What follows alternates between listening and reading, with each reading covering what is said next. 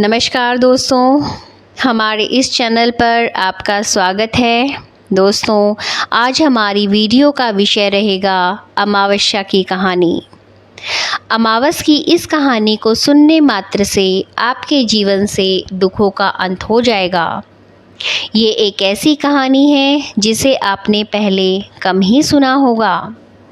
यदि मनुष्य ने जीवन में पूरे सुख की प्राप्ति करनी है तो एक बार इस कथा को पूरी सुने और इस कथा में बताए अनुसार अमावस का व्रत करें।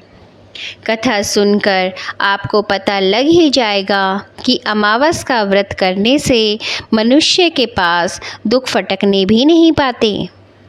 अमावस पितरों का दिन होता है। इस दिन पितरों के नाम पर कुछ आटा, चावल आदि दान में दें और गायों को हरा चारा खिलाएं या फिर गुड़ खिलाएं। पक्षियों को दाना दें, कुत्तों को भी रोटी ज़रूर खिलाएं, मछलियों को आटे की गोलियां दें और कीड़े मकोड़ों को थोड़ा सा आटा चीनी में मिलाकर दें।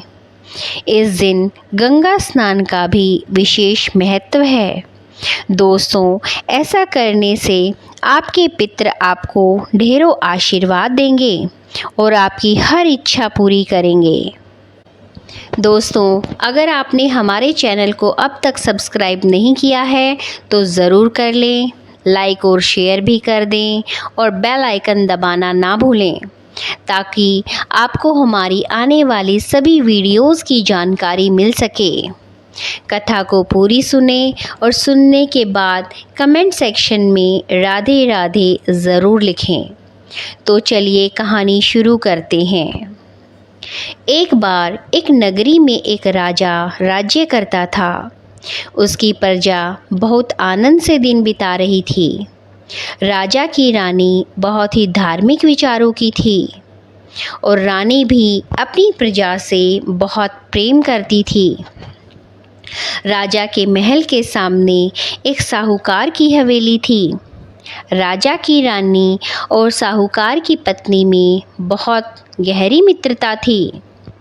एक दिन साहूकार की हवेली से साहूकार की पत्नी की रोने की आवाज़ें आ रही थी। साहूकार की पत्नी बहुत ज़ोर ज़ोर से रो रही थी।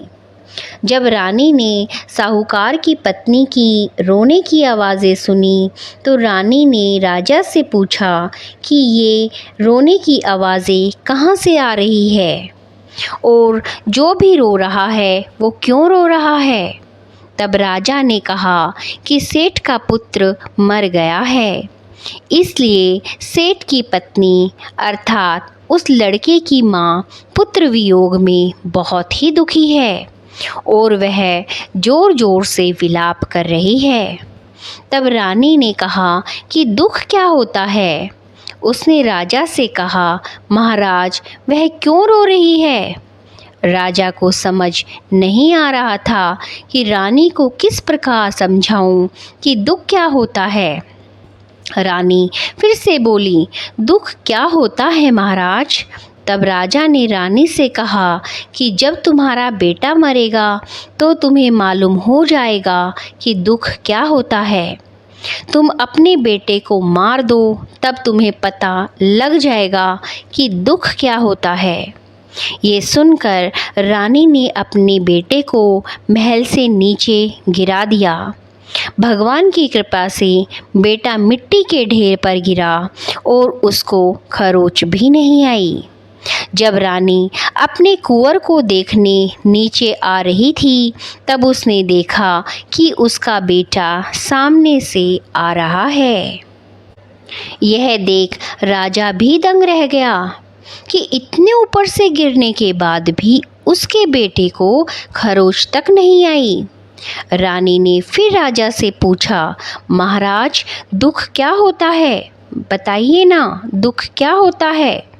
तब राजा ने कहा कि पड़ोसी राजा और उसकी सेना हमसे युद्ध करना चाहती है और मैं भी अकेले ही लड़ने जाऊंगा और मैं युद्ध में मारा जाऊंगा और जब तुम मेरे मरने का समाचार सुनोगी तब तुम्हें दुख का एहसास होगा। फिर राजा ने युद्ध के लिए प्रस्थान किया, लेकिन भगवान और अमावस माँ की कृपा से राजा युद्ध में जीत गया और राजा अपने महल वापस आ गया। अब राजा का भी आश्चर्य बढ़ने लगा कि क्या कारण है कि मैं रानी को एहसास ही नहीं करा पा रहा हूँ कि दुख क्या होता है। तब राजा ने रानी को बुला करके कहा कि अब हम गंगा स्नान के लिए जाएंगे, तुम यात्रा की तैयारी शुरू कर दो। वहाँ जाकर मैं गंगा में डूब जाऊंगा, तब तुम्हें दुख का एहसास ज़रूर होगा। तब तुम्हें पता चलेगा कि दुख क्या होता है। रानी ने गंगा यात्रा की तैयारी शुरू करी और आवश्यक सामान बांध लिया और गंगा यात्रा के लिए प्रस्थान किया।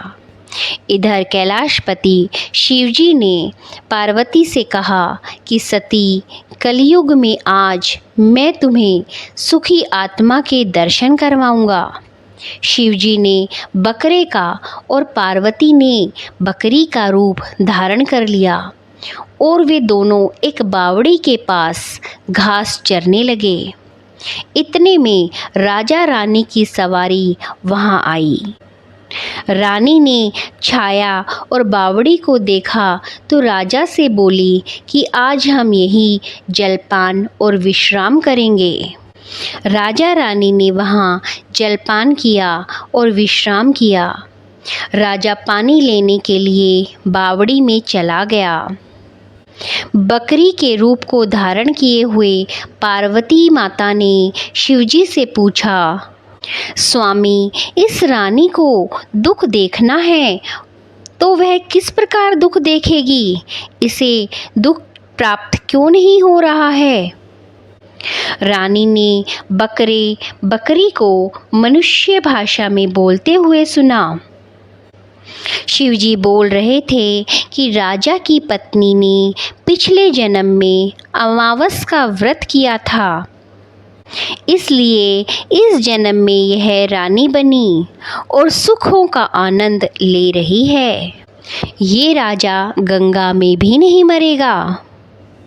रानी ने बकरी की बातें सुन ली।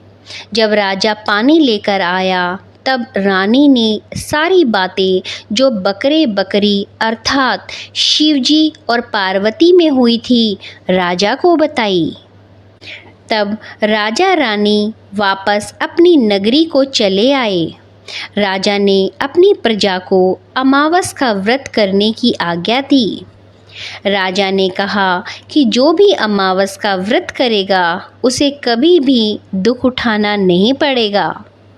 राजा अब खुद भी अमावस का व्रत करता और पूजा पाठ करता। दोस्तों, जिस दिन शुक्रवार हो और अमावस हो उस दिन उस व्रत को शुरू करें। शुक्रवार की अमावस को शुरू करके 21 अमावस तक व्रत करें। पहली 5 अमावस्या को गेहूं और लाल कपड़ा दान करें। गेहूं और लाल कपड़ा अपनी आवश्यकता अनुसार दान करें और फिर अगली 5 अमावस्या को मूंग दान करें और उसके बाद अगली 5 अमावस्या को चने की दाल दान करें और उससे अगली 5 अमावस्या को मक्के का दान करें और जो 21वीं अमावस्या का व्रत हो उस दिन चावल का दान श्रद्धा अनुसार करें। दोस्तों, दान में जैसा रंग अन्न का होगा उसी रंग का कपड़ा भी दक्षिणा के रूप में दान करें। व्रत के दिन हरा चारा गाय को ज़रूर खिलाएं और ब्राह्मण को भोजन और दक्षिणा देकर आशीर्वाद लें। दोस्तों, जो मनुष्य श्रद्धापूर्वक अमावस्या का व्रत करेगा, अमावस माता की कहानी सुनेगा, उसे अमावस माता और शिव की कृपा अवश्य प्राप्त होगी। ओम नमः शिवाय। दोस्तों, अगर आपको हमारी कहानी पसंद आए तो इसे लाइक और शेयर ज़रूर करें। राधे राधे।